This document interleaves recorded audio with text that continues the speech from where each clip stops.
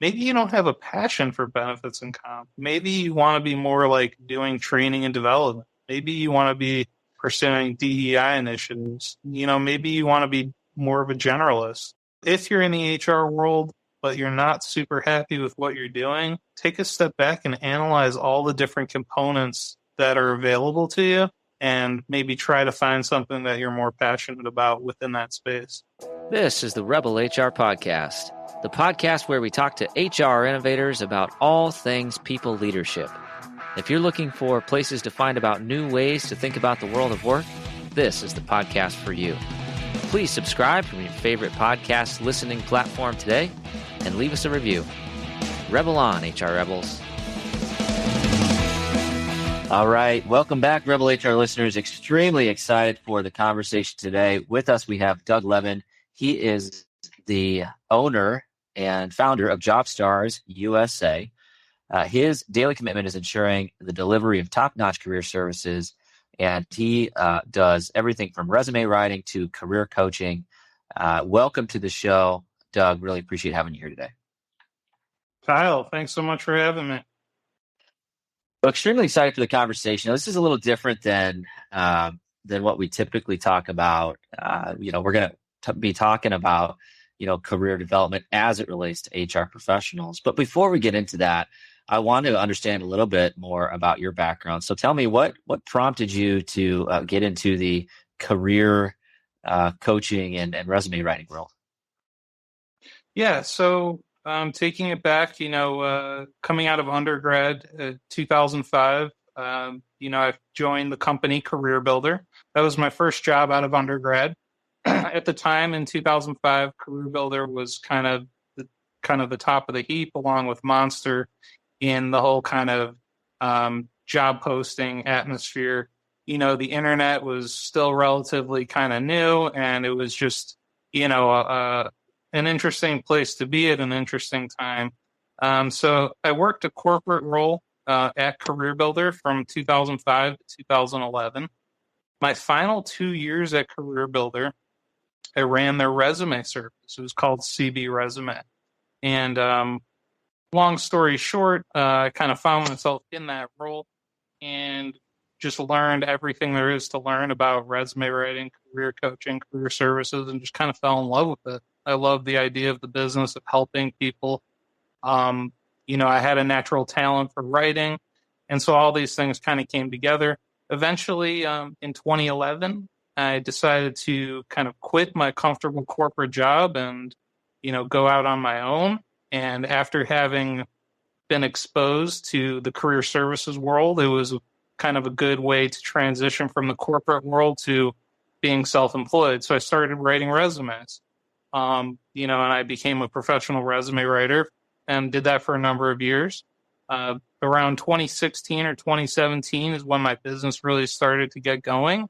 And so since then, I've been running my business full time, helping individual job seekers. It's really interesting, and I think it's that world has changed so much just with technology over the last few years. So I'm sure, kind of being on the front lines with Career Builder, you've seen, quite a bit of change in kind of just in the job search process and how that all works. So what are some of the things that you've observed and that have really become a difference in that world since you started your organization? Yeah, I mean, and taking it back to kind of 2005 again for a second, like that's before really even LinkedIn is on the scene, and so I remember around 2007 that, at Career Builder, LinkedIn was starting to make noise, what's this LinkedIn thing? And, before long, LinkedIn obviously is what it is today, the monster that it is, and in a good way. There's so much to LinkedIn. And so I think that's been one of the biggest evolutions is, just LinkedIn. The other thing is applicant tracking systems, right? So companies embracing applicant tracking systems, the growth of that technology from 05 to 15 to where we are today. And companies of all shapes and sizes. Maybe back in the day, the large companies had applicant tracking systems, and maybe smaller companies, didn't have access to that technology. It wasn't kind of scaled out yet. But here in 2022, I mean, I imagine pretty much every company is, running through some sort of ATS. And so that's radically changed, things for job seekers. Yeah, absolutely. You know, one of my favorite pieces of random advice is the whole like put a bunch of white text in your resume that you can't see, but that the applicant tracking system can pick up. So does that actually work? I've heard that one. I've heard that one from a couple clients. Haven't tried it. I think probably it would work from applicant tracking system standpoint, but if you get caught doing that, it doesn't look great. Yeah, yeah. Little gamesmanship, I suppose, but it Right, seems a right. little slimy to me. So so I think it's a fascinating world. It's one of those things where I've hired well over 1,000 people in my career, used the applicant tracking system on the back end, but I haven't been in the job market for a number of years. Even my last position, I didn't really search for it. It just kind of, found me. Um, so I guess I'm a little bit uneducated on the candidate, what experience and exactly what that looks like. So as you bring on a new client, as you think about a plan and a strategy to get somebody, into either a new career or a new job, what are kind of some of those initial steps that you take somebody through as you're building out the plan there? Yeah, I mean, so when it comes to the applicant tracking system, one of the things with job seekers, it's kind of a cloud over their head as far as a lack of understanding about what applicant tracking systems are, why they matter, how they're used by employers. And so I try to give my clients, the fundamentals of what we need to do to build an ATS-friendly resume. One of the things that is really important is to understand is that there's hundreds, if not thousands, of different applicant tracking systems out there. An applicant tracking system is really just kind of technology. An umbrella term, right, for software that companies use to manage the flow of applications. So you have, major ATS like Taleo and other ones, and then you even have internal, kind of company built applicant tracking systems or various systems. So it's not necessarily one size fits all, right? There's all these different systems. And as a job seeker, you're approaching this, and it's hard to really even understand that. But what I try to do with my clients is to build an applicant tracking system friendly resume. That means it's free of distortions. That means it's, aligned with their target. So part of it is like making sure that the resume is able to be analyzed by the applicant tracking system, the automation of pulling the information, understanding what's on your document. And part of that is using the right keywords. So, when I'm working with a client, it's like I'm trying to assess what's the background, what's this individual's background, what's this individual's focus from seniority level, industry specialization, functional role, right? So are you an HR generalist? Are you a benefits and comp specialist? Whatever the case may be. So using the right keywords, language, terminology is also part of making the resume ATS friendly so that it's going to score well with these applicant tracking systems. Yeah, I think that's really, it's interesting. It's a different way to think about a resume because I think a lot of us, especially those of us that, were in HR before applicant tracking systems really took hold, it was all about crafting the story. It was make sure the sentence makes sense and make sure that, you're using the same tense and all the, make sure the objective is on point. But keywords are just a little bit different. So maybe to, dumb it down for my non-tax tech savvy friends, present company included, is a keyword really just essentially what you want to be known for on the resume? You know, what you want somebody to take away from it? So I think the way to think about the keyword is it is um, so when you're thinking about keywords, and we're talking about for the benefit of applicant tracking systems at this point versus the human reviewer. I Mm-hmm. mean, keywords and key phrases matter to a human reviewer too, but specifically as it pertains to scoring well with an applicant tracking system, it's about kind of using language that you're going to find on the job description. So you want your resume to possess keywords and competencies, phrases that you would likely see in the job description for the role you're applying to. So a keyword or key phrase can be anything from, a functional expertise like benefits and compensation. That could be a keyword or a key phrase. Um, Another kind of keyword or key phrase could be something seniority level wise. So, being an executive or being a director level professional. So I don't know if that answers your question, but yeah, I mean, it has to help the applicant tracking system understand what's on your resume, tie that back to the job description that they're hiring for, and hopefully, if you're using the right keywords and a lot of that content, it's going to help you score better when an ATS is automating the process of evaluating your resume. Yeah, makes sense. Yeah, I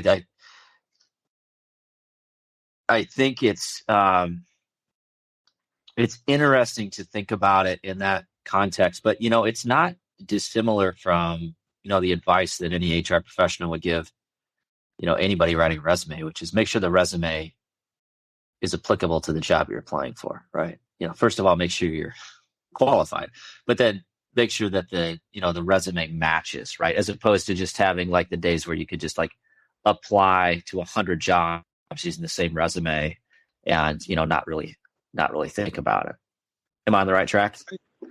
Right, right. And often case, sometimes it requires building multiple versions of a resume so that you can be hyper targeted, and narrowly, focused on your objectives. And so I often give the example of like, you could like, and I've mentioned benefits and comp, but it's just a good one where, in HR, you can be either kind of an HR generalist, right? Where you do everything under the sun HR. And so you're going to select more broad ranging keywords and key phrases to try and hit on all those things. Maybe training and development is a piece of that. Maybe DEI is a piece of that, whatever. But if you specifically are like, hey, I'm a benefits and comp guy or gal, or, I just want to work in benefits and comp, then the keywords and key phrases you're going to select are going to be more narrow. They're going to be more targeted specifically on things that matter to that focus. We'll be back after a quick break.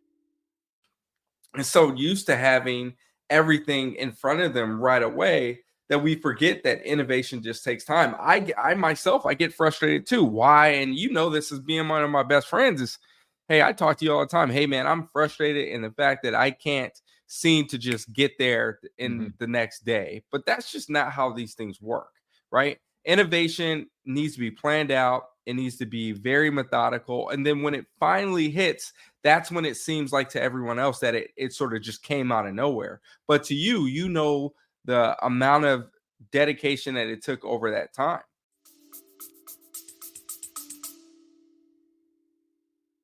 Yeah. Hats off to all you comp and benefits folks, but that is not me. I'm definitely the other camp.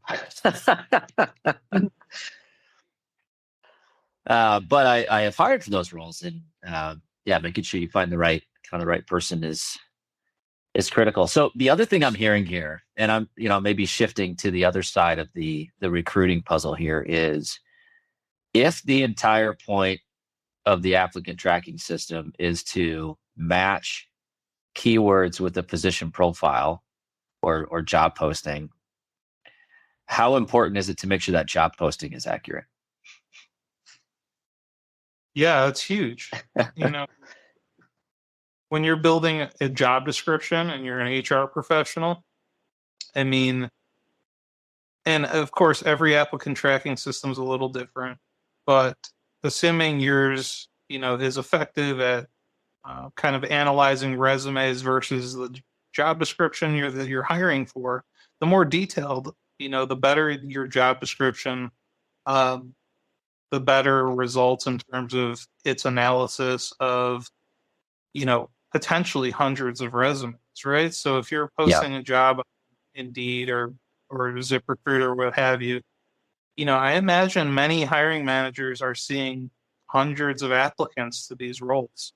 And so that's, I think, why a lot of, you know, people rely on the automation of applicant tracking systems because there's just only so much time in the day. And so the better you can do to build that job description, 100%, then your ATS is going to perform better at analyzing resumes. absolutely. And I think, it's an interesting topic. It's something that I think, especially for our listeners who are primarily HR practitioners, it's a good reminder that, the tool is only as good as the information you put into it.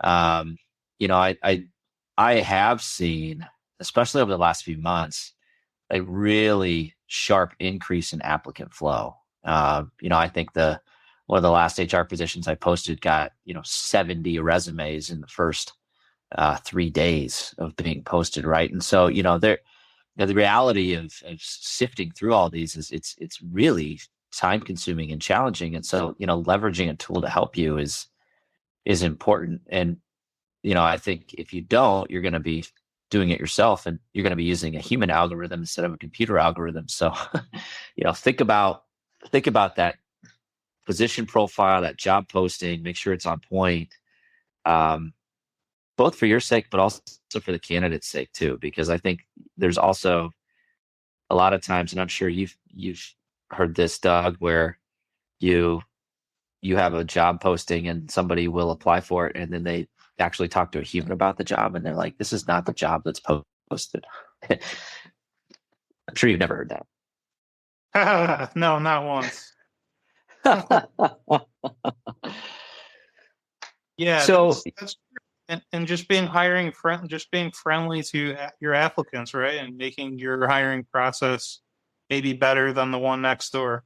100%. absolutely. What are you seeing out there with your clients as it relates to time to get a new job? I think things were going pretty fast and furious here over the last couple of years. I feel like maybe things are slowing down. What are you seeing out there as it relates to kind of the time to fill and that candidate experience from that aspect? Yeah, it can range quite a bit. I think um, people go about getting jobs in many different ways, and so some manners of finding work take longer than others. I think the traditional kind of search and apply, where you're going to a website, you don't have maybe any connections to the company, and you're just kind of coming cold off the street, applying to a job.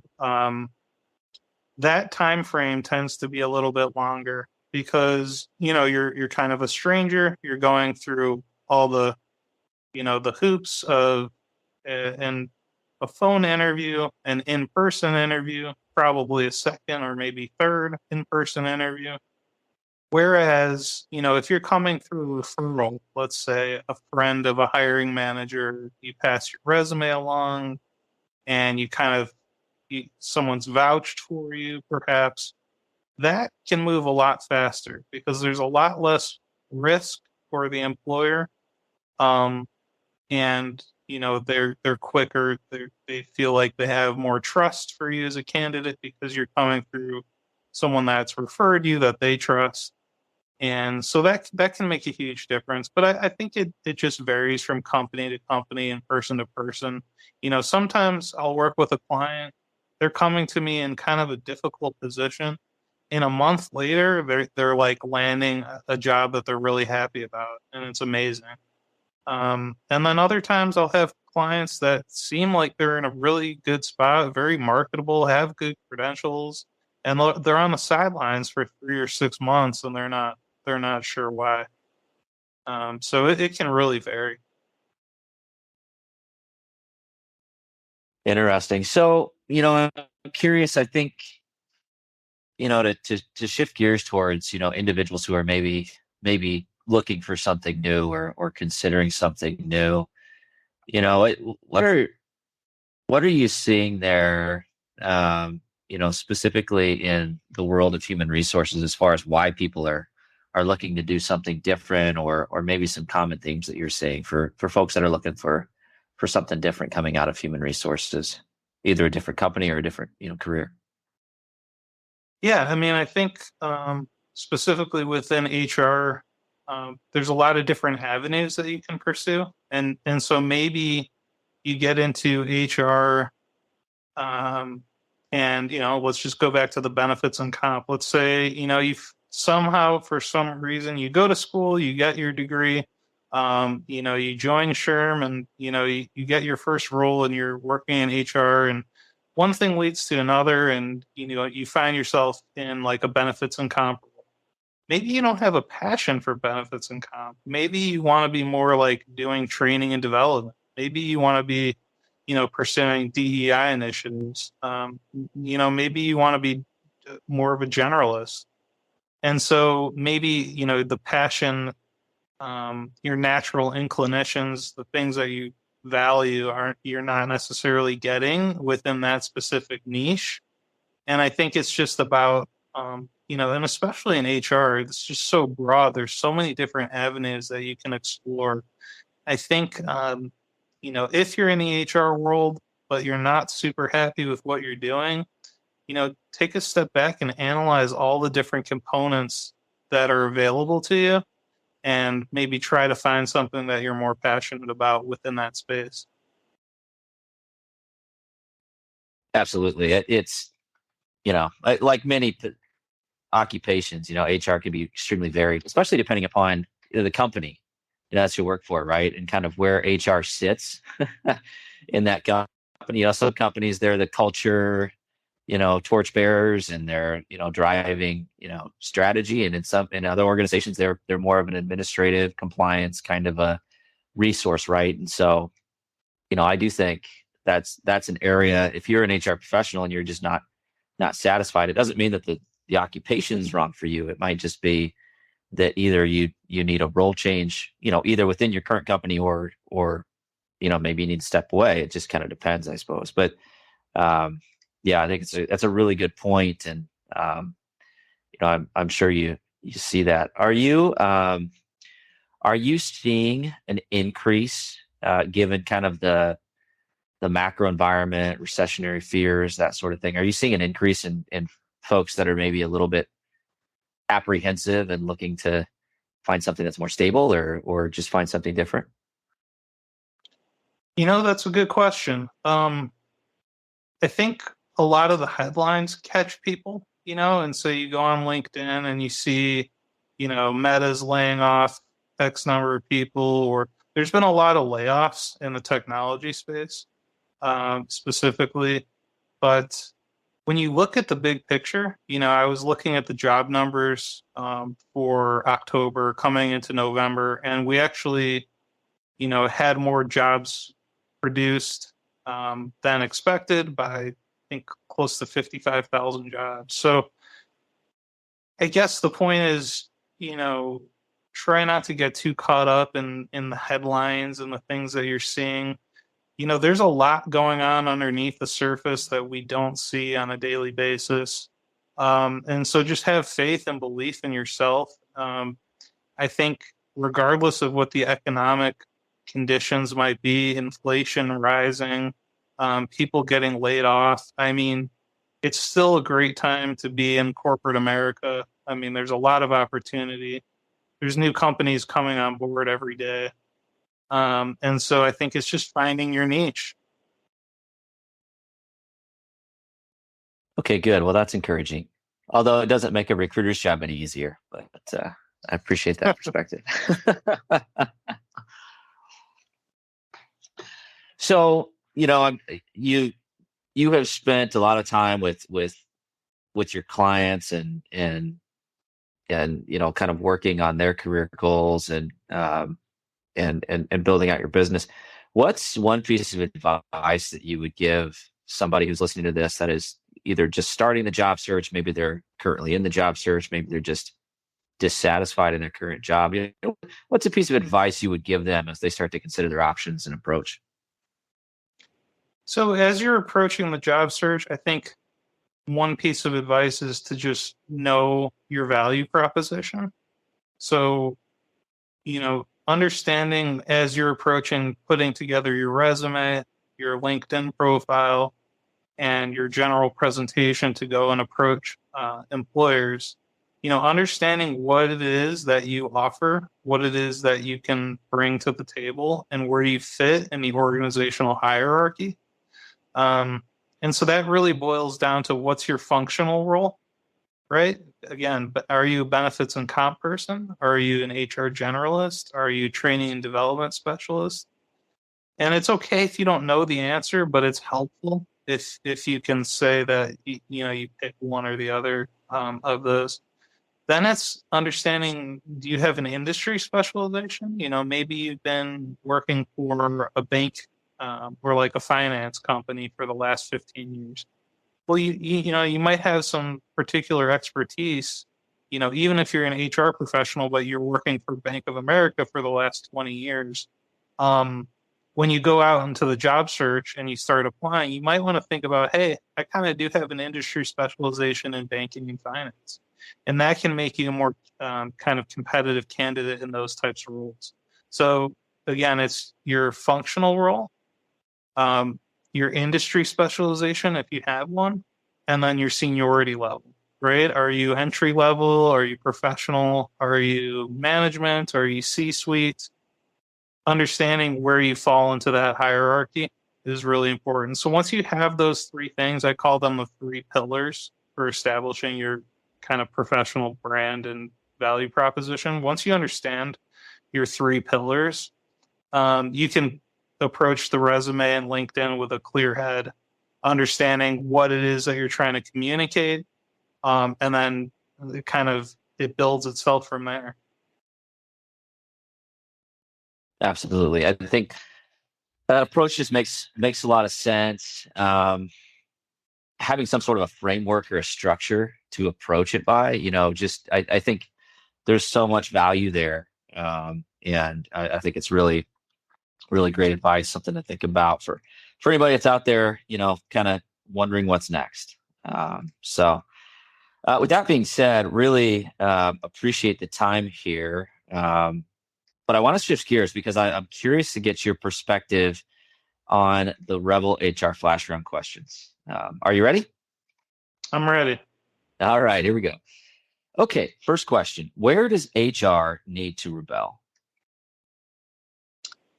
So coming from my unique perspective, where I'm working with job seekers every day, and I take that approach, I would say that HR might want to rebel on its overuse of applicant tracking systems and automation and technology. Maybe we've gone a little too far on that end, and that we need to rebel towards kind of a middle ground where we're leveraging technology with kind of that human element. Because I think a lot of job seekers feel very frustrated, unseen, unheard. And sometimes a job seeker just wants to be, to be seen or to be heard. And so maybe just a little more of a human touch, and rebelling against too much automation. Yeah, it's kind of a slippery slope, right? It's the trade-off of convenience, but you might be inadvertently missing out on some really great candidates just because you're trying to be more efficient. Or you might be getting the wrong candidates if your parameters are wrong. There's a lot of risk there that you just need to be be aware of. I mean, here's a great example. At one point I was doing a search and we wanted somebody within a specific geographic region, but the way that we populated the knockout question, inadvertently kicked out a number of really qualified candidates that later the hiring manager, they reached out to the hiring manager directly, and the hiring manager's like, well, why weren't these on the list? Why didn't I talk to these people? And it was just something as simple as, the language in the knockout question wasn't appropriate. And we just had to change it. Right. But it's simple stuff like that where I think you're 100% correct. We just got to be thinking about that. So, all right. Question number 2, who should we be listening to? Who should we be listening to as HR professionals? Yep. I think everyone, whoever you can get good advice from. I think you need to listen to your applicants in this particular case, maybe understanding what the job seeker is experiencing when they're interacting with your organization. So from that perspective, just trying to listen to the job seeker, understanding their experience, their plight, and how you can improve your HR systems to be more friendly to them. Absolutely. Great advice. Doug, it's been wonderful connecting with you. How can our listeners connect with you, learn more, and get connected with your program? Sure. So JobStars.com is my website. I provide resume writing and career coaching, entry level through exec, broad range of industries. I'm easy to get a hold of. Just feel free to check out my website if you're interested. Hit the contact us, and happy to review your resume or, provide any advice or feedback that I can. Absolutely. And we will have all that information in the show notes. So feel free to pop open the podcast player you're listening to this on. You can click right in, connect with Doug. Doug, it's been great connecting with you. Really appreciate you helping us think a little bit differently about the candidate experience, as well as give us some tips if we are also, kind of looking for something different. So thanks for joining us. Have a great rest of your day.